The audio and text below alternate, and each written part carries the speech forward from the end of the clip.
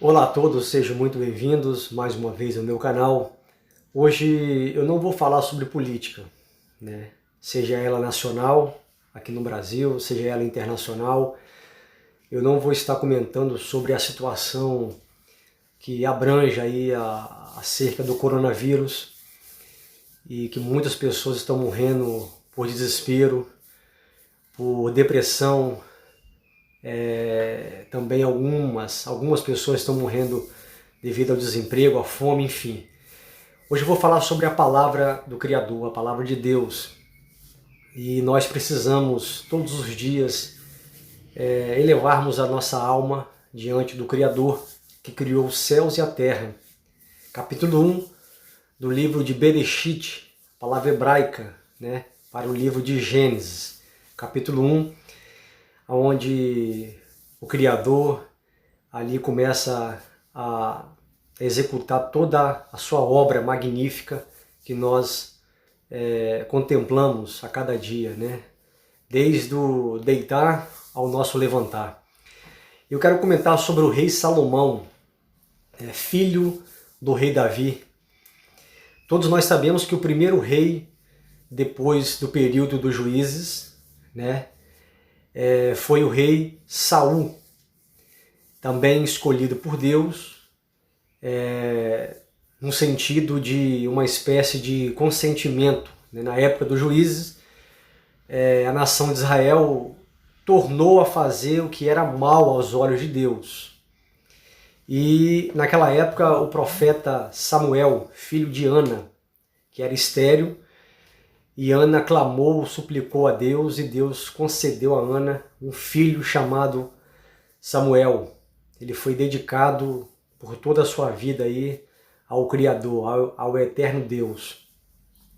E o profeta e juiz Samuel, então ele ora a Deus e ele ora ao Senhor e passa a situação, o que está acontecendo naquele momento dentro da cidade de Israel. O povo torna a pecar, o povo torna a cometer idolatria, a fazer o que é mal aos olhos do Senhor, e o povo de Israel clama por um rei. E Samuel ora ao Senhor, e o Senhor ele concede um consentimento para que Samuel venha a ungir um rei. E ali no cenário aparece Saul como rei. Todos nós conhecemos que ele iniciou muito bem, mas fracassou, desobedeceu o profeta, desobedeceu a Deus. Deus rasgou o seu reinado, Deus rejeitou o seu reinado. Saul continuou reinando sem a vontade de Deus, está explicitamente na Bíblia Sagrada, né? O próprio Deus havia falado com Samuel que ele já havia rejeitado Saul para que reinasse, ou seja, acabou o reinado. Deus rasgou o seu reinado pela desobediência, tanto pela parte de Deus, pela parte do profeta, e agora Deus manda ungir um segundo o seu coração, que todos nós conhecemos, que é Davi. Davi ainda era um adolescente, um jovem, e que desde pequeno já tinha responsabilidades em cima dos seus ombros. Não era um guerreiro na frente do exército, como seus irmãos, né, que já estavam ali ajudando o rei Saul, naquele episódio que o gigante Golias fica 40 dias, né, amedrontando, afrontando o exército de Israel, um exército poderoso. Se formos olharmos na palavra de Deus, esse exército já ganhou várias guerras, em várias situações que ficaram encurralados, e o próprio Deus livrou-os das mãos dos filisteus, das mãos dos amorreus, e assim vai. Então, mas Davi, ele já estava de trás do rebanho, né? Ele era pastor de ovelhas que cuidava do rebanho do seu pai, né? Aquele episódio que vem um urso, vem um leão, e Davi não deixa perder nenhuma das suas ovelhas, né? E depois de um tempo, depois de muitos anos, Davi assume o trono. Não podemos confundir. Davi ele é ungido ali em 1 Samuel, pelo profeta Samuel, tá? Tá no livro de 1 Samuel. E não podemos esquecer que ele foi ungido por Deus, a pedido de Deus, pelo profeta Samuel, mas não assumiu de cara, de imediato, o trono. Ele assumiu ali depois de muitos e muitos anos, assumiu o trono. E depois Davi reinou por muitos anos, reinou por volta aí de 40 anos, foi o seu reinado. Depois Salomão, filho de Davi, assumiu o trono. E é onde eu quero chegar. E quero ler o capítulo de 1 Reis, capítulo 9, do verso 1 ao 10. Vamos lá, eu vou ler e vou comentar todos esses versículos. Estou com o site da Bíblia online aberta. Primeiro versículo. Sucedeu, pois, que acabando Salomão de edificar a casa do Senhor e a casa do rei, e todo o desejo de Salomão, que lhe veio a vontade fazer. Ou seja, primeiro ponto que eu quero explicar, quando as traduções bíblicas, das Bíblias, aqui no Brasil e fora do Brasil, elas estão dizendo casa do Senhor, está se referindo ao templo, uma palavra Hamikdash, né? Beit Hamikdash, que foi o primeiro e o segundo templo. O primeiro templo de Salomão e depois o segundo templo que foi reconstruído, reedificado por Neemias, Esdras, também chamado Templo de Herodes, que depois os romanos entraram em Jerusalém, derrubaram o templo, atearam fogo na cidade, levaram os utensílios do templo, enfim. Então, capítulo 9 de 1 Reis, verso 1, vai falar sobre o primeiro templo, que quem iniciou foi o seu pai, Davi. Davi passou para Salomão todo o projeto na planta, e depois Salomão executou, começou a edificar. E outra coisa interessante que não estava nos planos de Deus em realizar a construção desse templo, né? Muitos podem dizer assim, mas como que Deus não autorizou? Como que Deus não mandou fazer o templo? Nós temos que prestar atenção. Se você ler o capítulo 25 do Êxodo, vocês vão encontrar claramente que Deus disse para Moisés, dizendo, peça ao povo que traga para mim ouro, prata, madeira, e farão para mim um tabernáculo. Ou seja, Deus está mandando fazer um tabernáculo, e Deus deu todas as instruções, as medidas, como queria fazer a menorá, o candelabro, a arca da aliança. Tudo está registrado no livro do Êxodo. Ao contrário aqui do templo de Salomão, que foi um desejo de Davi, depois quem iniciou na prática foi Salomão, o rei Salomão, né? Tanto que o verso 1 vai dizer que lhe veio a vontade de fazer. A duração desse templo de Salomão durou 7 anos, né? Tanto somando a casa do Senhor, que é o templo de Salomão, mas a casa do rei, que é uma outra coisa totalmente diferente, durou 20 anos de construção. Então veja que não é 20 dias, 20 meses, são 20 anos. Tá? Então, e aqui quando ele acabou de realizar, de terminar todo o templo, né?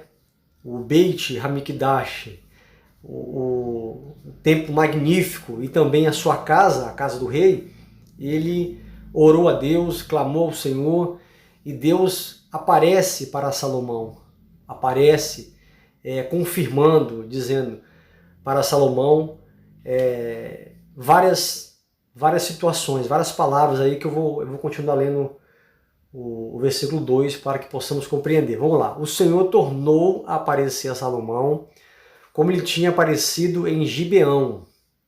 Então o Senhor já havia aparecido para Salomão a primeira vez. E vocês podem encontrar em 2 Crônicas, capítulo 7, né, onde Deus aparece ali naquele holocausto com fogo e confirmando, né, dando veracidade na oração de Salomão. É muito importante que cada um de nós viemos entender que as nossas orações, ela precisa ser aprovada por Deus. Deus precisa estar aprovando as nossas orações. Né? Vamos lá então.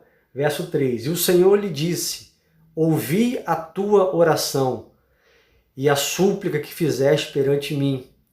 Santifiquei a casa que edificaste, a fim de pôr ali o meu nome para sempre. E os meus olhos e o meu coração estará ali por todos os dias. Então, eu fico imaginando e pensando, aí vem um comedor de arroz e feijão aqui no Brasil, chamado Edir Macedo, constrói, nem sei se eu posso chamar aquilo de uma réplica do templo de Herodes, e coloca escancarado aí nas redes sociais, em todos os jornais, milhões e milhões de reais que foi investido no Templo de Salomão no Brás. Aí tem muitos idiotas, muitas pessoas bobas, né? Desculpe aqui a minha franqueza, né? E que vão correr atrás, que vão dobrar os joelhos diante de um templo físico, diante de um líder, enfim, vão lá diante de uma idolatria. Então, pessoal, Deus colocou o seu nome, o Deus de Israel que apareceu para Moisés e apareceu para Abraão, Isaque e Jacó, o Deus único. Ele disse bem claro no verso 3, ele apareceu para Salomão quando Salomão terminou o templo e disse: estou santificando esta casa que você edificaste para mim e vou colocar o meu nome para sempre. Então, eu não sei qual a dificuldade do povo evangélico, das pessoas entender para sempre. Ou seja, não importa se nós estamos no século XXI, se estamos no Brasil, Deus colocou o seu nome na cidade de Jerusalém, no primeiro templo, no segundo templo, e vai colocar, como diz o profeta Ezequiel, né, lá no finalzinho do seu livro, na reedificação do terceiro templo em Jerusalém, e disse que os seus olhos, né, e os meus olhos e o meu coração estarão ali todos os dias. Deus está olhando para Jerusalém neste momento, Deus está todos os dias, dia e noite, porque foi ali que Deus se revelou para o povo hebreu, mas foi ali que Deus estabeleceu o seu trono, em Jerusalém, queira ou não os evangélicos, queira ou não as outras nações.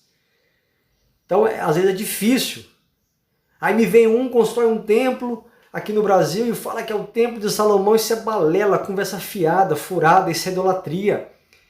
E muitos vão pagar o preço, muitos líderes vão pagar o preço, e muitos deles trazem para o Brasil tragédias. Tragédias, isso é algo muito sério. A fim de pôr ali o meu nome. Aonde que Deus colocou o seu nome? Em Jerusalém. E aonde ficava localizado o templo de Salomão? No Monte Moriá, aonde exatamente hoje tem uma mesquita islâmica, que é uma guerra santa que eles chamam, entre os islâmicos, judeus, palestinos e por aí vai. Mas é algo perpétuo, aquilo que é perpétuo não pode ser mudado, a fim de pôr ali meu nome para sempre, e os meus olhos e o meu coração estarão ali todos os dias. Vamos continuar o verso 4. Agora Deus vai fazer recomendações. Então, as recomendações muitas das vezes se tornam difíceis para o ser humano, para mim e para você. Olha o verso 4. E se tu andares perante mim como andou Davi teu pai, com inteireza de coração e com sinceridade, ou seja, um homem precisa andar com inteireza de coração, com sinceridade, com humildade. E aqui não estou falando de homens santos, eu não estou falando de homens, de super-homens, não, estou falando de homens naturais, que são falhos, que são pecadores, mas que precisam estar com inteireza de coração, com sinceridade diante dos homens aqui na terra e diante de Deus, para fazeres segundo tudo o que te mandei, e guardares os meus estatutos e os meus juízos. Vamos continuar no verso 5.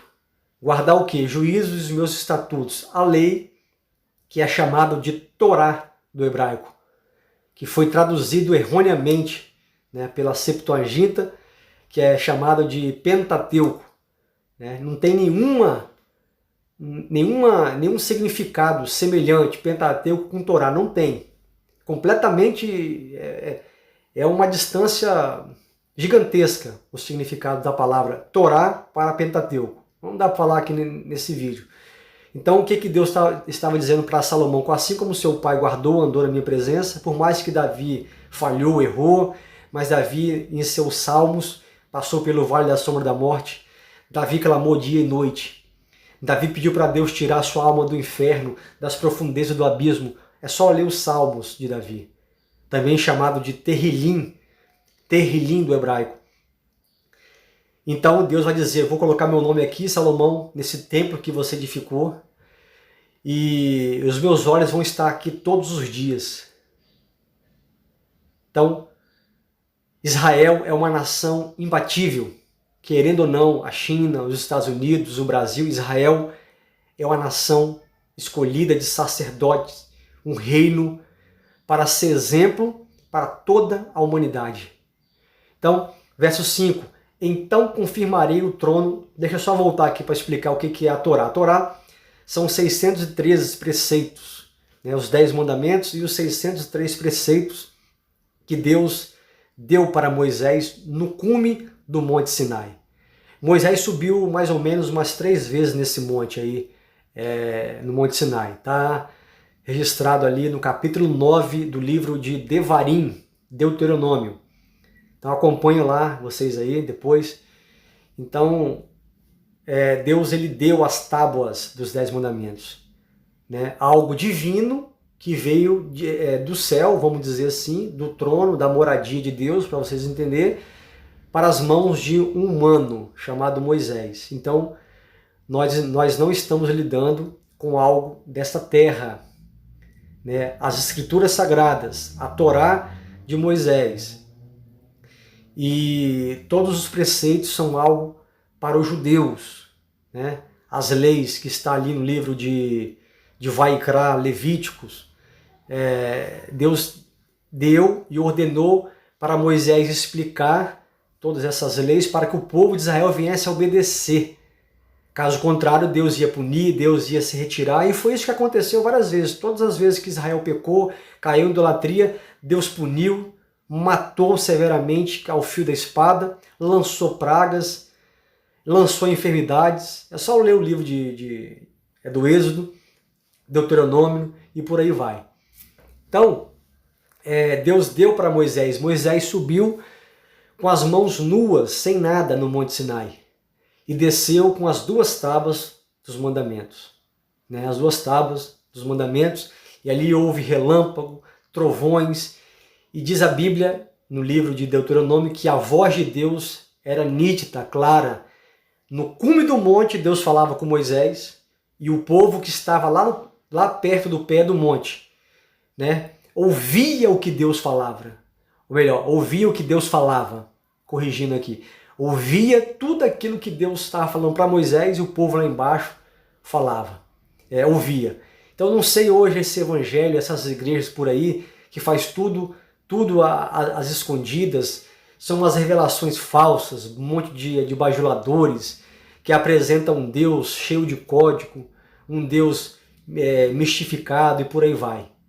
Então, esse Deus que eu conheço, esse Deus que eu estou te apresentando aqui, é um Deus descomplicado, é um Deus que não tem código. É só andar com interesse de coração e sinceridade aqui nessa terra. Verso 5. Então confirmarei o trono do teu reino sobre Israel para sempre. Para sempre. Como falei acerca de teu pai Davi, dizendo, não te faltará sucessor sobre o trono de Israel. Mas se andasse nos preceitos, nos juízos e estatutos do Senhor, que infelizmente Salomão não andou. Andou ali no início, mas depois deixou a vaidade falar mais alto. Deixou a lascívia, a vaidade entrar no seu coração. A avareza que multiplicou ouro, multiplicou cavalo, mulheres. E quando Salomão ele menos esperou, ele estava adorando outros deuses ali do Egito.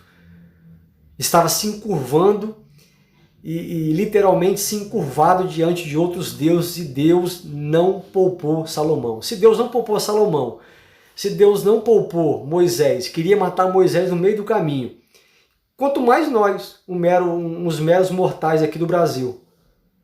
Então, verso 6, porém, se vós e vossos filhos, não era só para Salomão, porém, se vós e vossos filhos de qualquer maneira vos apartardes de mim, e não guardardes os meus mandamentos e os meus estatutos que vos tenho proposto, mas fordes e servides a outros deuses, e vos prostardes perante eles.